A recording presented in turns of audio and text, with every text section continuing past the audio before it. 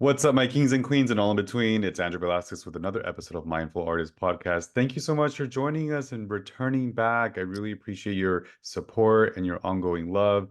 Make sure that you like, subscribe, and follow us on social media on Instagram and Mindful Artist Podcast. And if you really enjoy this episode, go to our reviews, give us some ratings, share it with a friend. The more you do that, the more likely we're going to come up on other people's algorithms. And again, today, your one-stop shop for all things mindfulness, creativity, while being an entrepreneur. I have an amazing guest, you guys. This is such a talented artist that I've looked up to for a long time. So grateful that they had some time to make for our Mindful Artist podcast. So, you guys, I have Roshar. Say hello, Roshar. Hello, Yay. everyone. Bravo, Hello. bravo. Thank you for having me. You look amazing. Love the suit. Thank You're on you. brand with the color scheme and the cool tones.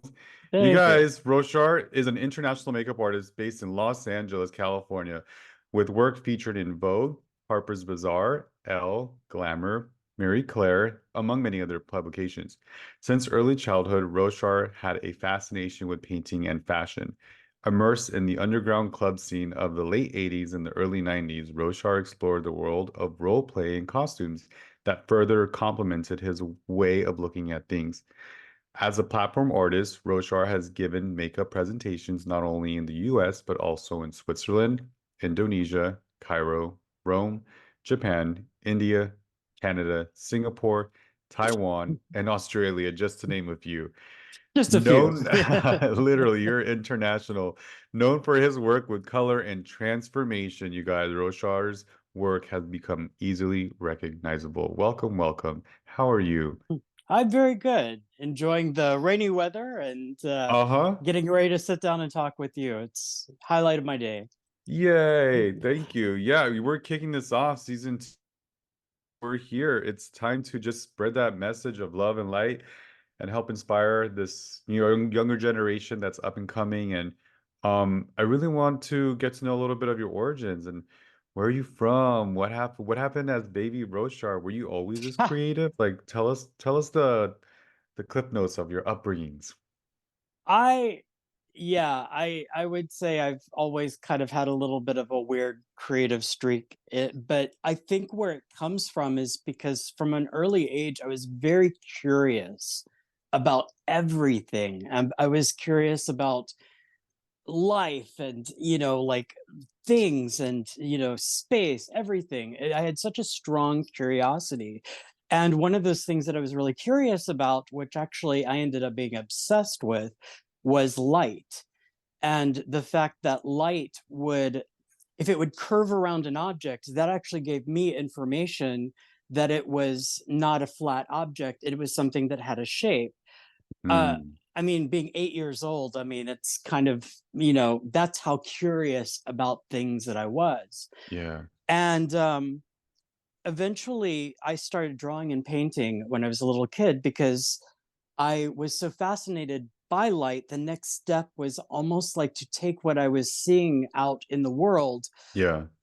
process it through my brain, and then put it out there. So the fact of taking like a circle and but just by shading it becomes a three-dimensional sphere Hmm. floored me. And that's kind of I where love that. my beginnings came from.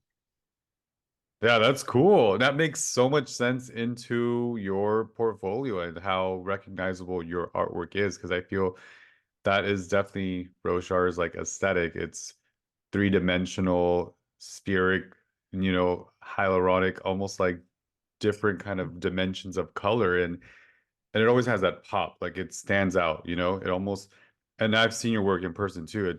It looks photoshopped, it looks unreal, but it's real. You know what I mean? Like that's how good it is. And it's so Well, cool. I do take like seven different colors to make them look like one. So that's Exactly. probably where that comes from. That's so dope. I love that. So, did you go to art school as a kid, or this is just like on your No, own? Mm-hmm. this was really on my own. I mean, what really propelled me was the curiosity aspect, Yeah. always being curious about things. But also, Yeah. too, I grew up in a really small town in Texas, and I Mm-hmm. was a little punk rock kid. And if you do the math, 80s punk rock kid, small town in Texas, does not Berg, lend its yes. yeah, it doesn't lend itself for a good, a healthy upbringing. So I eventually left and moved out on my own. And I was also involved in the underground club scene at that time, which was really a lifeline for me. Being in that small town, I was going now an hour outside of that town, and I was finding people that thought like me, looked like me, listened to the same music. Whereas before, I was just basically run out of the town because I was so strange. Yeah. So when being involved in that underground club scene, I was always around girls. And I figured that if I did their hair and their makeup, I could move in with them, which I ended up doing, and being their own little personal hair and makeup artist. And Nice. basically, it was survival Yeah. because like I said, I was 15. I moved away on my own, and so I didn't know what a makeup artist was. I was just really, because this was like the late 80s. Hmm. Uh, I look a little bit younger than I probably You look am, great. I'm but like, I'm trying to do the math. But were you aware of Kevin at the time? Kevin O'Quan? no, not at No. all. I didn't Okay. even know what a makeup artist was. I Got it. mean, Got it. at that time, keep in mind this was like the late 80s. Pre-social So media. Yeah. even back then, the only way you would know who even a model was is if they were credited in the magazine. Sure. So if you usually, I mean, I didn't really see makeup credits either, but I Correct. didn't know the difference. I mean, I'm 15 years old. I don't know if they're like Yeah. doing their own makeup. All I was attracted to and noticing was like the clothing and the glamour and the context that was going on. Sure. That's so cool. All right. So then you're growing up now with these awesome club kid girls and dolling them up. And I mean, how did you make your living? Were you working? Did you? Well, no, I mean, this was late 80s. So Uh-huh. this late 80s, early 90s. So this was really underground club scene. Like it wasn't really the club kid aspect yet. Okay. This was more like at the time in these clubs, like the looks were like old Hollywood, like Jean Harlow, Elizabeth Taylor's. Like I was Fun. bleaching their hair and making them look like, it was like uber glamour. It wasn't until like the mid 90s where the club kid, I started getting involved in the club kid scene. And that's when I was no longer doing makeup on other people, but I was doing it now on myself. And it was, again, a sense of survival. I didn't know what a makeup artist Yeah. was, but this is how we got paid and how we had a roof over our head. It was Yeah. basically a job. And plus, Yeah. I loved to create. Yeah. So we were turning ourselves into like, Indian deities or, more like walking conceptual pieces of art. Yeah. So it wasn't like, just like a regular drag look. It was like just fully conceptualized Next level. next level looks. And I really credit a lot of what I do with that because I find that people that, especially if they come from like an art background or Mhm. this type of background that I'm describing, we were looking at things like not that what was in front of us, but what the possibilities could be. So it wasn't about following lines, it was more about creating them. It was almost looking into the future too, like ahead of your time and just thinking of what fashion and glamour would evolve to. Like, you know what I mean? In a way, we weren't thinking that far ahead. I mean, we were in that scene, this is when designers like Gautier and Mugler and all these people would actually come Mm. to these clubs to kind of get Yeah. inspired. Yeah, So sure. we were just, I mean, I particularly was more interested in looking like a high-end fashion model. I mean, but keep in mind, I had like no hair. I Uh-huh. had, I was like 30 years younger. I had no eyebrows. I was about 20 shades lighter. If you go on Yep. my Instagram and if you really do a deep dive, you can find some pictures from Oh, back you know I'm then. going But to. Well, and oh, and also that futsal was, platforms. of course, Sorry. and that was like the original filter, right? Was just in your fascination with light and the reflection of it with cosmetics makes a lot of sense because that was a look, was to be paled out and have that like immaculate kind of flawless complexion, right? Well, basically, yeah. But I mean, it also helped the fact that we were like 20 years old, That too. That as well. Yeah.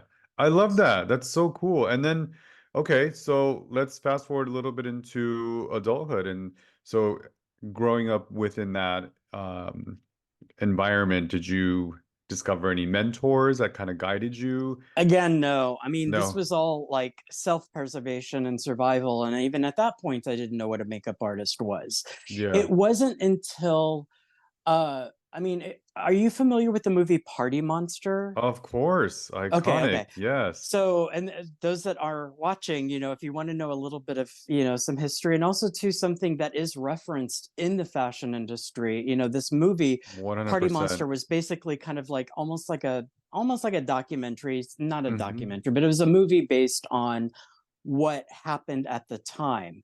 So what basically happened, basically I being involved in the club scene and that being my livelihood for so many years, now, because, and then you'll see this in the movie, because of there was tax evasion, there was a Yeah. me. There was a murder, there was a me. Yeah. Uh, I wasn't involved. But what ended up happening is this thing that was for so many years kind of like my world and my everything, my know-how was Yeah. starting to shut down. So I'm in New York and I'm sitting there thinking, like, what am I going to do? I'm I guess I was like 21 at the time. And I thought, well, I have to think about a career. I'm a high school dropout. I dropped out my freshman year. I have no formal training. I don't have family that can actually help me in any of that. So I thought, well, I'm kind of decent with hair, but I got to go to school for it. And I didn't have the money for that. And I Yeah. thought, well, I'm okay with makeup. So maybe I'll try that. So again, out of necessity, I still didn't know what a makeup artist was. I was just really trying to figure out my key thing of survival. Yeah. And the first thing that you think of when you're like, okay, I'll become a makeup artist is what? Working at a counter. Hmm. Because again, I didn't know what a makeup artist was. And this is now like mid 90s. And I mean, there were maybe like 9 makeup artists all over the world, Right. that Right. were utilized.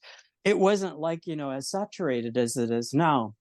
And so ended up um I ended up working at a counter, and I'm not going to say who it is, but I worked Hmm. there for a while, and then 9/11 happened, Yeah. and I transferred from New York to Maui. So I lived in Hawaii for a couple of Cool. years. And that was what was really pivotal for me because, like, again, working in a counter, I didn't really know what a makeup artist was. I thought, Hmm. like, what I'm going to do is move up in the company and possibly become a trainer. But I didn't, it didn't really dawn on me until I finally left because, like I said, 9/11 went to Maui, and Hmm. now I'm removed from all distraction. I'm basically on a small town put on an island. Right. So there's no distractions like you have New York, all these things going on. And I noticed, like, because Maui is also to a photography destination, Yeah. photographers would come to Maui, they would come to the counter and they would want to look and hire artists there to do their shoots. Sure. So suddenly, like, I was getting hired to do shoots outside of work for these photographers. And then it dawned on me. It was like, wait a second, you mean that I can earn in one day the same amount that it takes me dipping lipsticks for 40 Yeah. hours a Totally. week, but Yes. in one day? And then that's when it dawned on me that, all right, now I know what a makeup artist was. And I started kind of like researching, and now that my eyes are open, now Yeah. I'm becoming exposed to like Kevin Aquan and all of these other Hmm. artists and so forth. And I think that was what was kind of pivotal in getting me started. So cool. Yeah. That was your 'Cause- aha moment. Yeah. Yeah, because eventually what I did is I figured, you know what, I'm going to start working. I did research, like, you have to have a portfolio. It's about your presentation of your work, especially that time period. Where this was like early 2000s. Now people were still using 11 by 14 books. Yes. So we had everything printed. This was still way before social media. So I had to find photographers and models and so forth and start working on my book. Yeah. um, and then I did that. But the thing is I eventually decided that in order for me to start with my career, I had to get out of this a small market. So Got I it. decided to move to Singapore, where I lived Oh, for about a wow. year. And Singapore made sense to me because it's really like the size of, like, Los Angeles is larger than Singapore. Really, Singapore, you can walk from one side to the other. Sure. But it's got you've got Singapore Vogue, Singapore Elle, all of these Mm-hmm. major magazines. And I Mm-hmm. figured that, okay, I could be like a big fish in a small pond. Of course, I learned a lot from this experience, and it didn't really work out that way Right. because I showed up with in this huge market with a small market book. So people would, like, I go see an editor and they would look at my book and they were like, why don't you come back in a couple of years? And I Yeah. thought, why? And they're like, well, just, the photography, the makeup. I mean, not makeup, the photography, the model. I'm like, but look at the makeup. And they're like, yeah, just come back later. So then Yeah. that's when I kind of realized the importance about how you present your work, and like having your portfolios, like you work with photographers that know how to shoot the type of makeup that you're doing. You work Correct. with the appropriate model for that makeup. If you're going to do hair or wardrobe, it still has to all fit. So it it was a pivotal point too, where I learned that you really have to have a cohesiveness with your work. You can't stamp any look on any model because it doesn't Mm-hmm. work. Right. And not all photographers can shoot all makeup. So there's a Mm-hmm. very monumental moment for me. Really great points. Definitely want to touch back on the party monster reference. And yeah, I mean, that Mhm. definitely is, it's looked into. I mean, whenever we teach, period makeup or go into back from like the 18th century all the way up until the 90s, like that's always referenced as well. And I mean, talk about like iconic, legendary times, right? Like I'm fascinated with the idea of living avant-garde every day and coming up with a theme to celebrate and make money off at that nightclub, to just be free and be expressive, and like that was amazing. Like that, I looked up to that for such a long time. It was amazing, but it was also, Dark. remember, it's a form of survival. So Yeah. you have to really put up with a lot. And the thing is Yeah. you just said the key word. It was a little dark. There was a Yeah. time period where things just got really dark, and it was right before everything had basically shut down. And Yeah. it did have a lot to do with substances. I Hmm. wasn't doing it at the time, but it's like that that was the key thing that was going around, and it was driving a lot of that darkness.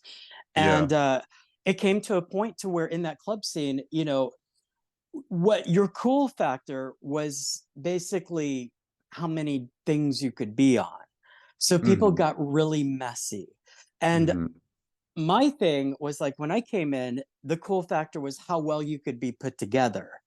And that was what my I like thing that. was, is like I just loved to create. And so when it did get dark, I was kind of like, I'm okay, out. it's time to, yeah, I was already checking out anyway.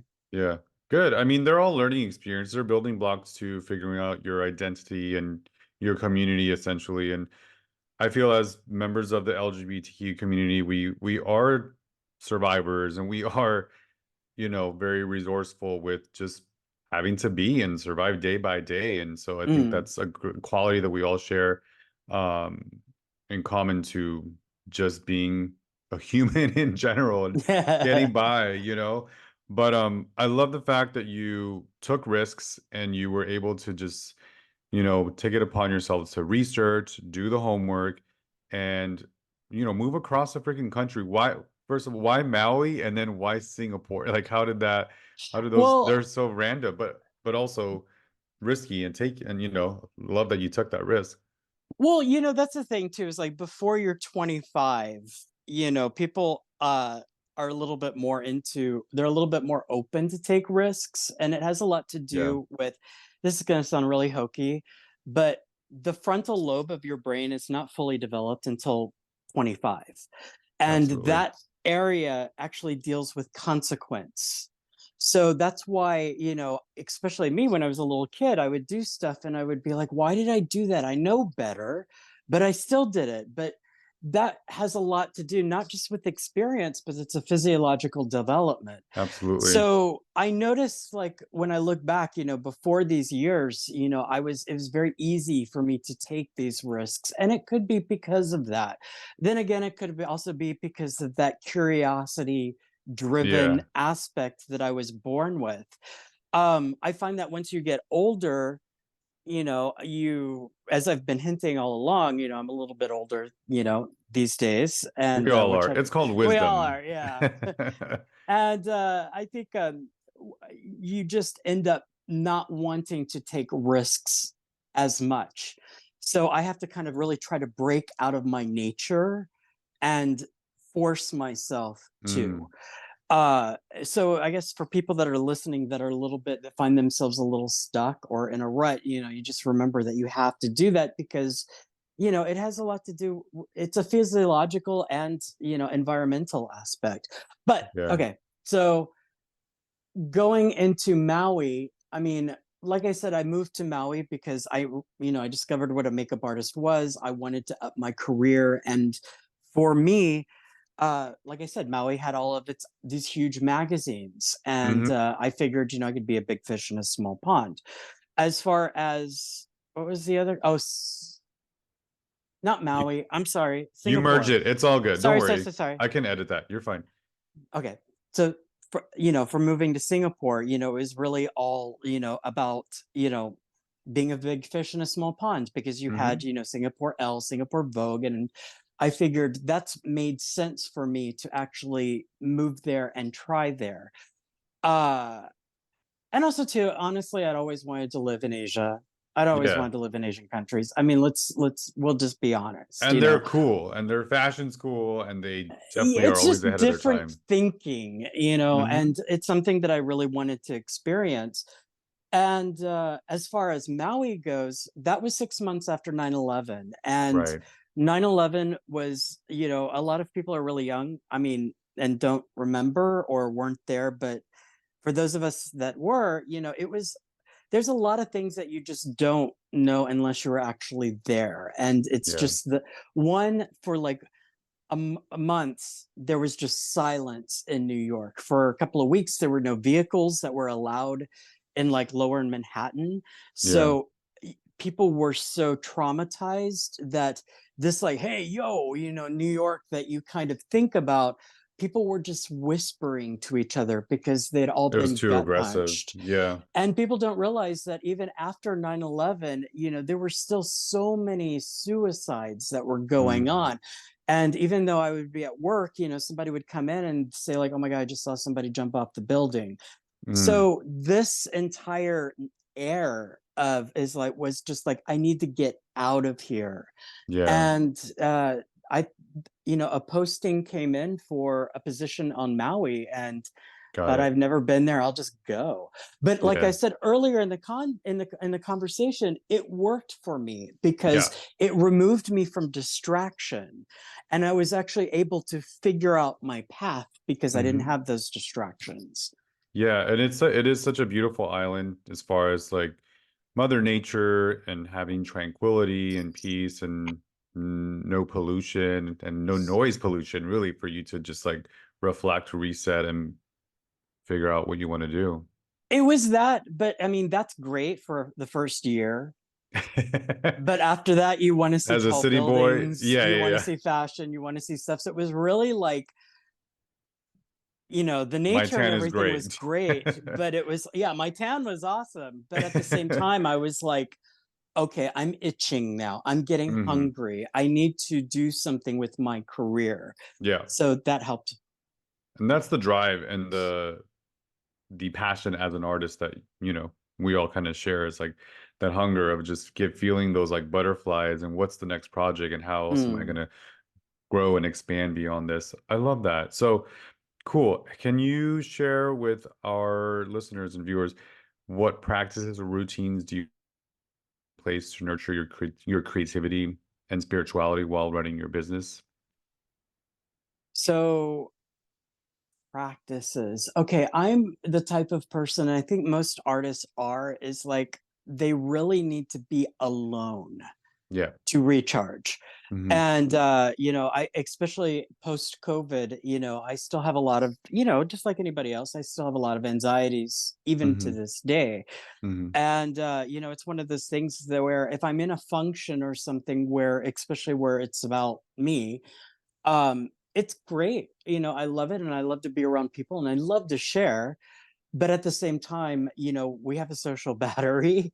Yeah. And for me, it takes like almost a week to actually recharge. And I really just have to be alone. So being Good. alone has a lot to do with part of those practices. Um, I love that. as as far as thank you, as far Hmm. as work goes, in order to keep myself inspired, I really don't look at what other people are doing. That's good. And I know that's really hard, especially in this time of social media, because you're really just thrown other people's work or anything that, people you aren't even following in front of you, Hmm. because of the way the algorithms are. Right. But for me, like once I started to figure out what my style was and my niche, Hmm. I really stopped looking at what other people were doing because it that way I wouldn't burn their work into the back of my head. Hmm. I So like that. I know it's hard these days because of social media. So I would say like before you go into a job or anything for like that day, I don't look at social media because I Mm. don't want to get that ingrained in me. Or if I'm having to create something for later, I just take a break. That's cool. So, I and like that. we really have to take a break with social media just on other levels too, because everybody's shouting, everybody's pointing, everybody's trying to sell something. And it really kind of it really zaps Yeah. your spirituality. It zaps you emotionally.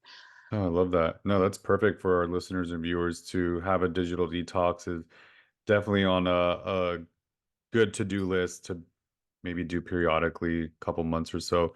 I know I definitely do that. I'm coming up on one soon.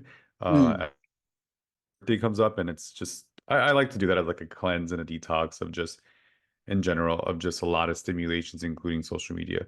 yeah, Thank you for sharing that. That's really helpful. sure. Can you also share any tips or advice for aspiring creatives looking to incorporate more, practices and creativity into their work and just expand? One, I would say, I understand when you are starting out and you're kind of looking at things to either mimic or, it's like your own homework. You're kind of Hmm. like redoing something in order to learn how to do it. I understand that aspect. But once Yeah. you get to a point to where you feel like you are you have a style or something, and you won't know what that is. You'll be told it because Mm. you'll think that your niche is your the way you blend and the way you do eyeshadows, but it's actually the way, maybe the way you do skin Hmm. or the way you do the lip shape. And this is something that you won't realize on your own. You'll be told it because people will see a consistency throughout your work. So once that happens, again, going back to like just not looking at what other people are doing, because then that way Yeah. your style can grow and cultivate. Yeah. And what comes from what your style comes from really is your own personal experiences. Like your favorite song when you were 15, your street that you lived on when you were 18, Yeah. Yeah. your best friend when you were 20. All of these things depict how you draw a line. Hmm. Now, I'll give you an example because I know that sounds a little weird, No, but I it's get like, it. I totally get it. well, like But whenever you explain do for some, those of us that yeah, don't yeah. understand it. Yeah. Yeah. Sorry, I'm trying to speak really fast because I've got a lot of content and like, and I know We're I have we're like here for a it. We're minute. here for it. You're I'm here good. for a little minute. Um, We embrace it. So one of the examples is like of this is like say you do something really creative and then you go back to you're thinking, oh wow, I really want to do this with a redo this on a with the maybe with a better model or better photographer or something. And you go back later to revisit it and you try to do it, but it's not the same. You can't get the shapes the same. You can't get, it's like off. It's not, it's the same. And the reason why is because you've changed since the last time you did that.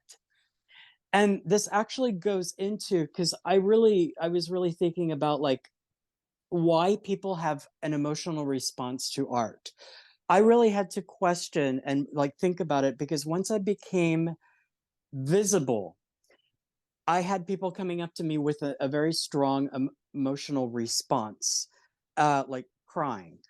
And, you know, I'm a Capricorn. I don't know how to deal with emotion. You know, just Shut call up. me You are? Spock. You know, When's your birthday? I'm a totally. Capricorn too. Oh, wow. Congratulations. I know, the Yay. same to you. Congratulations, I'm you're a actually, Capricorn. I'm coming That is up such a January Capricorn 4th. response. I'm December Yeah. 27th. Oh, yours is really coming up. Yeah, yeah, yeah. Well, Sorry, I didn't mean to congratulations. interrupt. No, no, no, no. Continue, So, sorry. but yeah, I mean, you know, so I'm seeing this girl crying and I'm like, oh my God, what do I do? You know, well, and I'm thinking really fast in my head, like, okay, Roshar, give her a hug, tell her it's nice to meet her. It's okay. You know, I really had to talk myself because this was kind of freaking me out. I wasn't used to this. But the thing is I would sit back and I would try to wonder, like, why did these people have such a strong emotional response to my work? And I didn't get it because I know what goes into it. I know the thought process. We never really are fully aware or can comprehend how other people view us or our work. We hear it, but sometimes we don't believe it, you know. And I view myself as a regular person. You know, I eat and I fart just like anybody else, you know, so I Yes. don't view myself in that way. So what I was thinking of and like really trying to analyze it, and I realized the thing about art. Remember, I said our personal experiences depict how we draw a line, right? Absolutely. It works opposite to for the viewer, because what it is they'll look at that line and they don't realize it, but it's triggering something in their personal experiences because Yep, this came from your personal yep. experiences.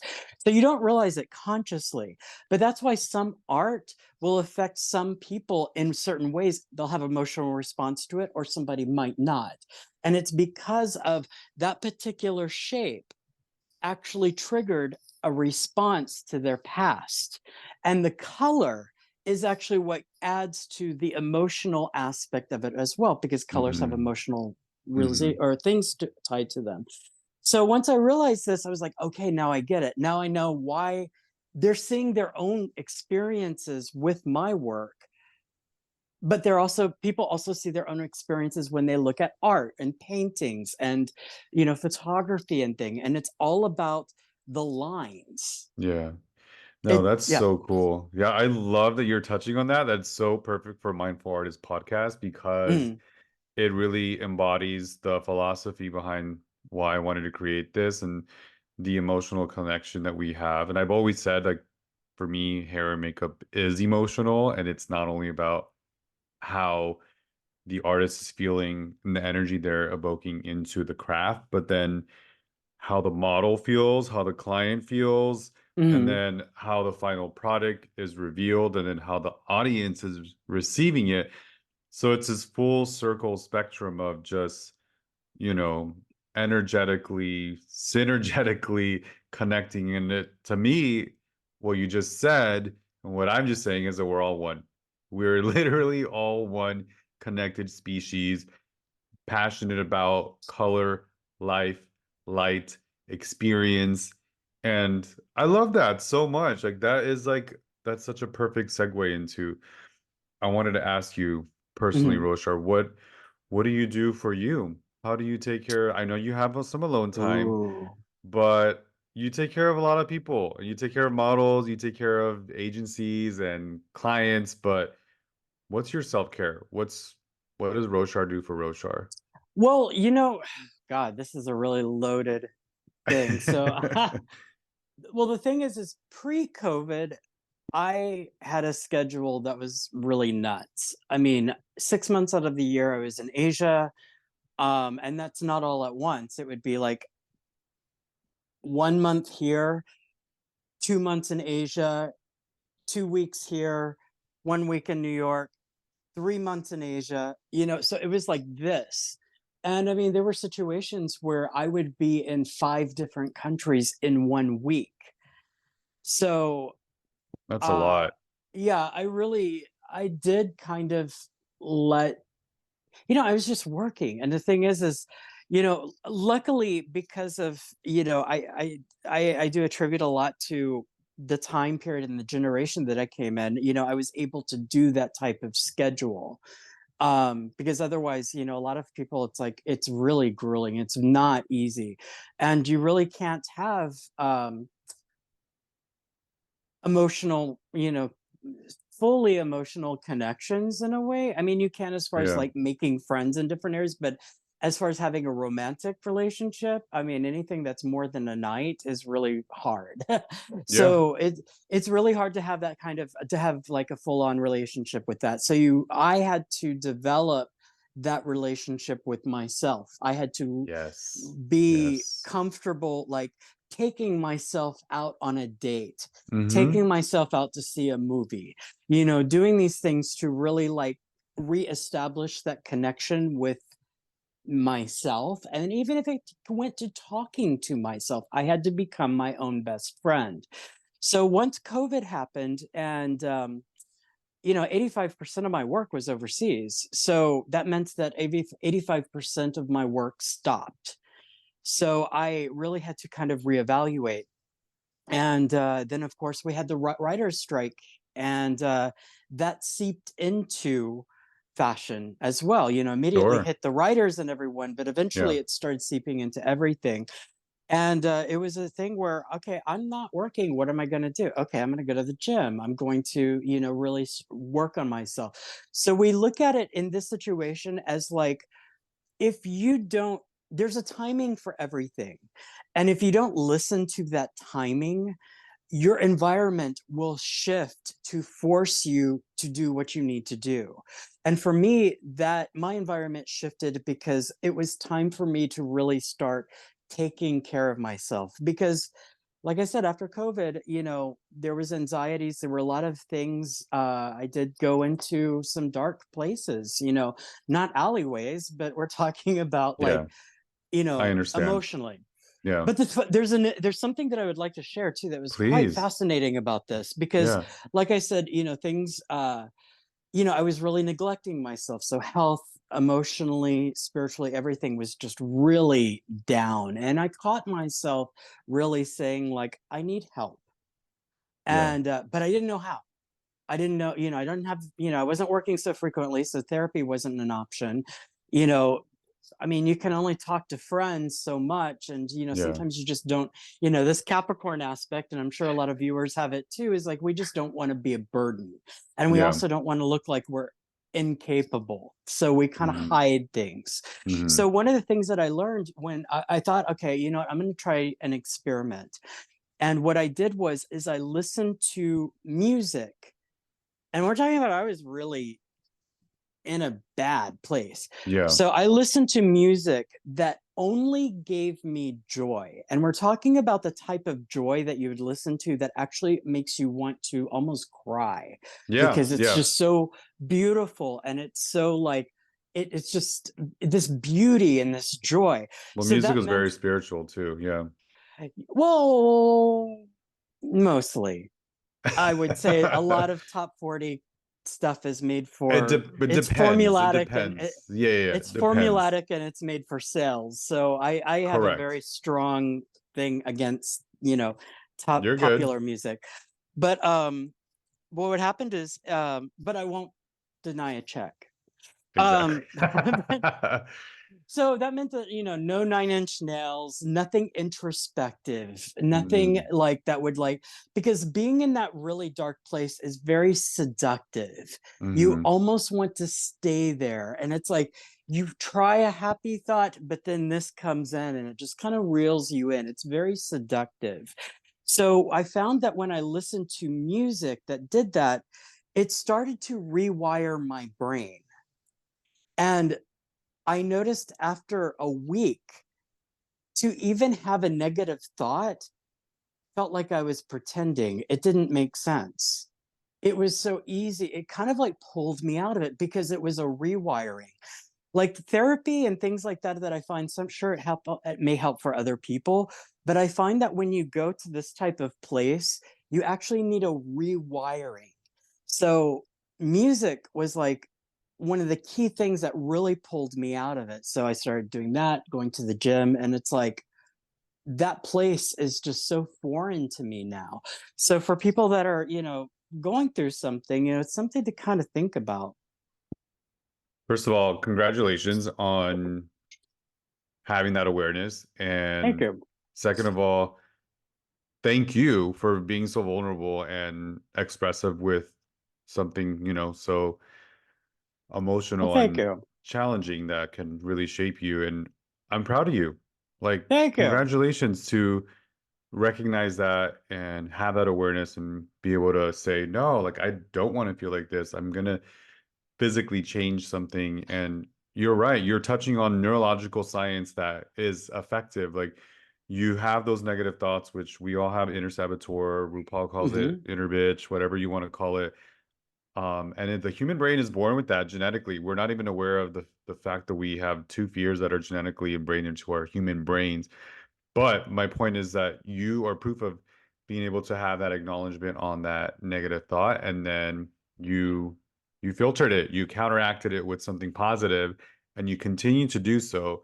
And yeah, I just want to commend you with that. Thank Congratulations, and thank you. you for sharing that to our viewers because I feel that's very helpful. And that's why I wanted to create this space because I know what artists go through. I have been there as well. My Hmm. mother suffered from a long history of mental health issues and substance abuse Mm. and a caretaker. So I totally relate to, and what you're saying resonates with me a lot. This leads me, I wanted to have more time with you, but this leads me into another Sorry, I really, told you no, I no, no, talk a don't lot. be sorry.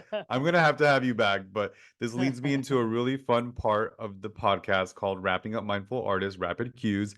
So I'm gonna ask you three questions, Roshar, just where you are Okay. at the top of your head. Don't let it hopefully think too much, but just see Okay. intuitively what you think this answer is. So question number one, Roshar, who is your hero and why? Oh shit. I mean, shoot. Um, don't have one.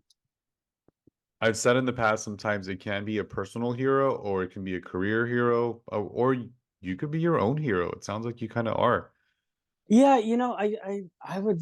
I don't want to sound ego-y or anything, but I don't really look up to people, at least like not off the think I could think anything I can think off of my head. It's more about, you know, I I've had such a sink or swim life You have, you have. that it's all been about my choice on Mhm. how I'm going to move further.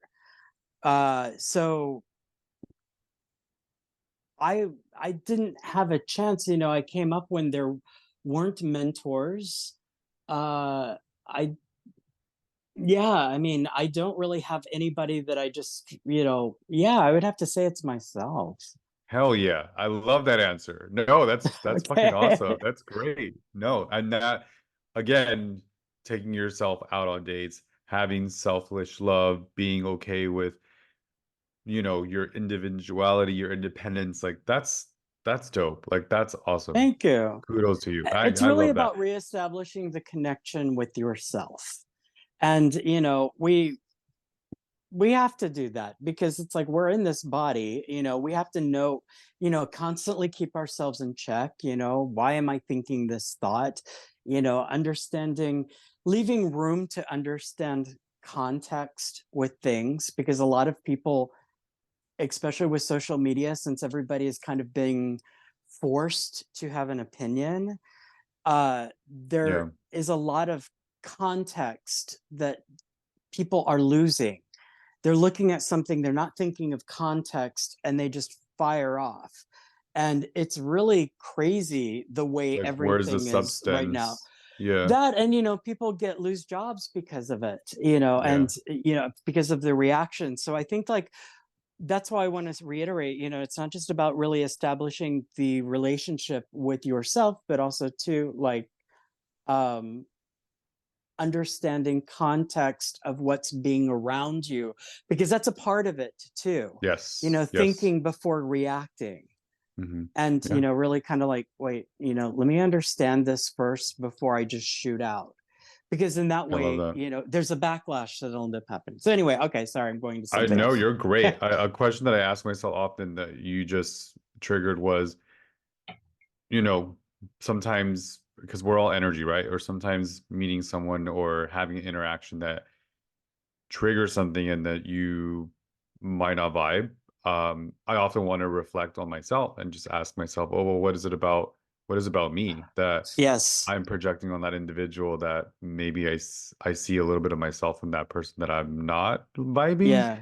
So I try to challenge my human brain and learn from those experiences and see how I can approach the next individual less judgment. But then at the end, I'm like realizing, oh, I'm judging myself. Like that's what's really happening. But so I love the fact that you have this amazing relationship with your self-awareness, and that's strength. That comes from wisdom and experience. And I mean, I think for us too, coming from post-AIDS crisis and Club Kid, and 9/11, like those are a lot of like tragedies that really kind of shape who you are, and Mm. you grow from that and expand too. So it's almost like human has to hit rock bottom to climb back up and rediscover and reinvent themselves. So Yeah. good job. Thank you And for there's saying that. nothing wrong with that. No, There's not at nothing all. wrong with that. So if people That's are part of the going human through it, experience. it's part of the experience. And knowing you have community, which we are your community, and you can come back and re-listen to feel that love and support. Cool. Wrapping up Mindful Artist Drive by Cues, question number 2. I'm looking forward to this answer. What Ha. is your favorite music album of all time? Gosh. Album? I know it's not the top 40s, so Yeah, this it's is definitely another way not. that It's I probably like going to to, be something that people would have to Google. and I'm here for that. This is why I asked this too, because okay, you talked Ah, about being on an island. What if you're on a deserted island, one Discman, one headphone, and there's one album? What are you gonna listen to? oh my God, I've got a huge story. Did you know that about me, like running off to the island, Northern Marianas Islands to escape Y2K? And I thought I'd have to live No, in the jungle with an army survival manual. you And really so, did that? yeah.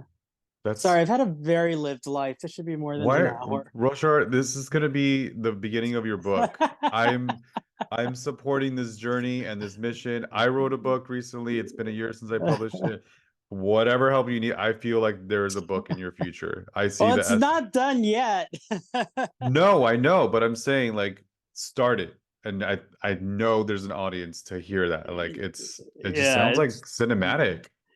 so it's funny when you mention them, like, oh yeah, that's right. I've got like that. Yeah, there's a lot. I'm happy Anyway, to okay. help. I'm happy to help.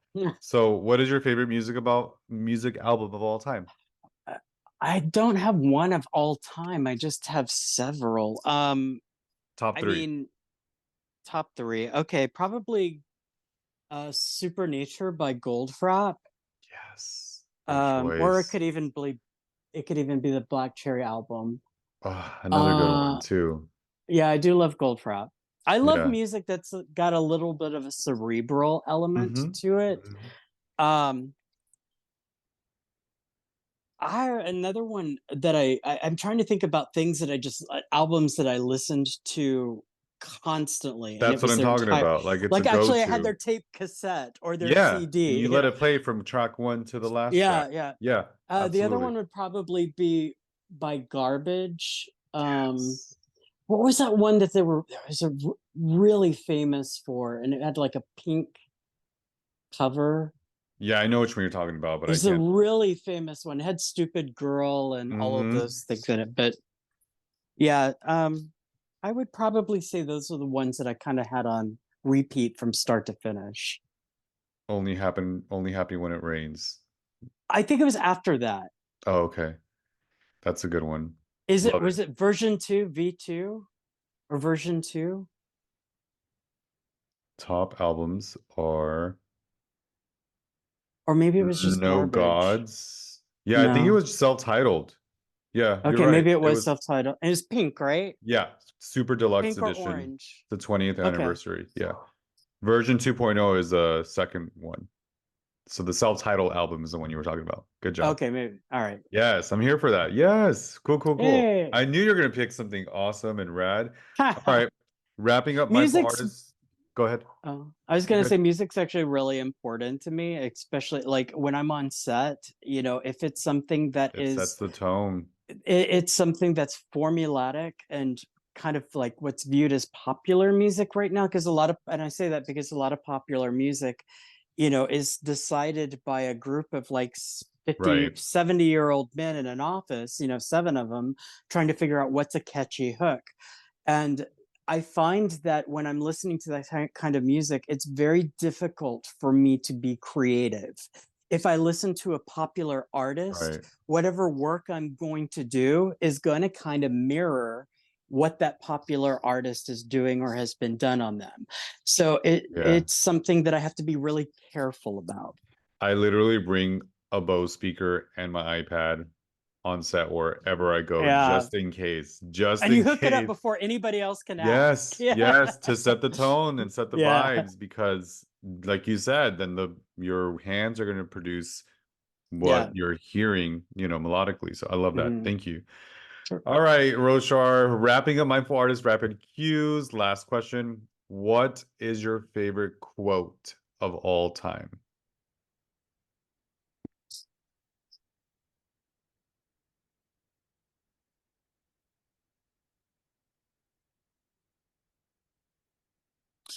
I would say find your comfort zone, find your comfort zone and stay away from it. Oh, and who said that? I can't remember. I'll look it up, but that, It's yes. not, no, no, no. I heard it from like a regular person. It wasn't from a, do you mean the Okay. famous quote? No, that I'll take Okay, that. okay, This is a okay. Roshar quote. Find your comfort zone and stay away from And it. stay away from it. Absolutely. I've talked about this many times in the past of human brain wanting to be comfortable. You're not going to evolve. You're not going to see your expansion and what you're capable of and your true potentials until you are uncomfortable in the fact of like facing that fear. So those little fearful thoughts you're often having, get used to them because they're what's going to keep you Yeah. going and being Make friends with uncomfortable. them. Yeah, literally know how to like live with them because yeah, it's going to be that annoying roommate that you're just going to have to deal with for the rest of your life. So, Hmm. Roshar, you are amazing. This was so cool and so fun. Thank We you. need to have another hour because this was, I don't feel like enough time, and I've learned so much and looked up to your work for such a long time. And to have this Thank you. conversation, I'm very grateful for. So, thank you. Thank you. Where can we follow you? What are you doing soon in the next coming up year? Anything that you would like to plug? I don't have anything coming up. Uh, so I'm just, Being yeah, present, living just being Roshar's best present. life, as we Yeah, should be. things just pop up and I just do them. So I say a uh book is coming up, and it's just Roshar, like we'll period. see. I'm just saying. Go ahead. So my social media is Roshar Official on Instagram, and I do have a website, www.roshar.com, and it's Love it. Roshar. Beautiful.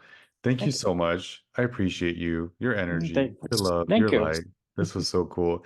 You guys, this is Roshar and Andrew Velasquez with Mindful Artist Podcast. Make sure that you subscribe, follow, and give us those reviews. That song you're about to hear is called Mi Corazón, written by myself, produced by Aaron McClendon. You can download Mi Corazón wherever you stream your favorite music and share this podcast. Tag us on Instagram.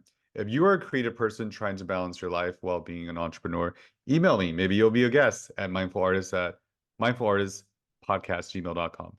You guys, thank you so much, my kings and queens and all in between. Go out there and make an impact in somebody's life. Until our next episode, much love and light. Bye, Roshar. Bye See you. bye. Bye, guys.